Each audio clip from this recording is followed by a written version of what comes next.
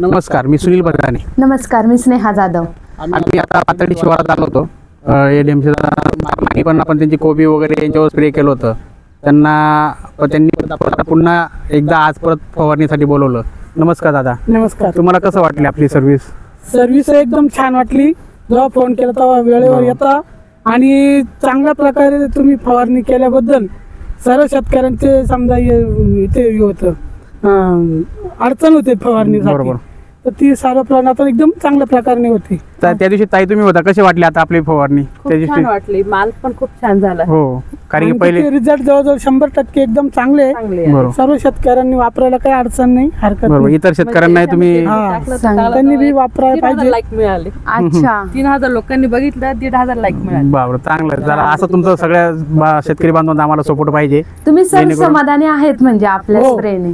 या ड्रोन मुळे एकदम म्हणजे एकदम अडचणी सगळ्या दूर झालेल्या असं. बरोबर. म्हणजे आता आपलं कायम स्वरूपी नातं जुळलेलं आहे. आणि आमचा ड्रोन वाल्यानं तुम्ही शेतकरी आणि आमचा आज येतोय आपल्या शेतकऱ्यांच्या उत्पन्नात चांगली वाढ झाली पाहिजे आणि ती वाढ होणारच आणि करूच आपण.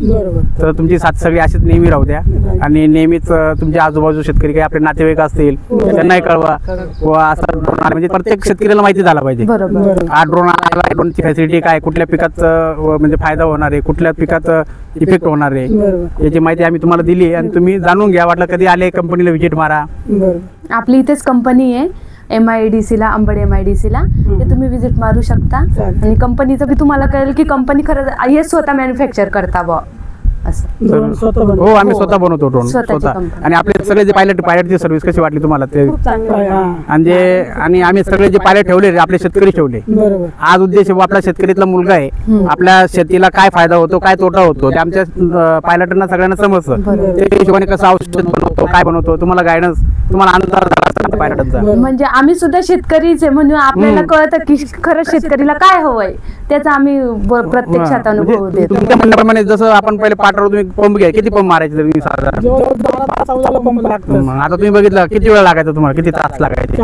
4-5 तास तर कुठे गेले नाही. आपण आलो फक्त जास्तीत जास्त 10 मिनिटं.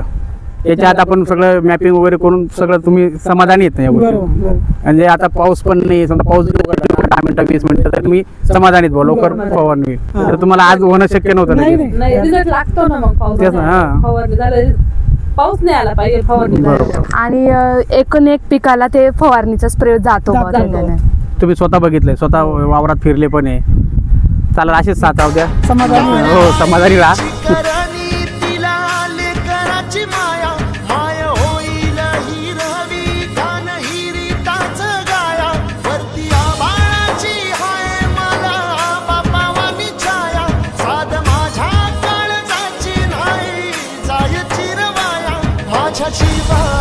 सोनं येऊ दे र औदा छान.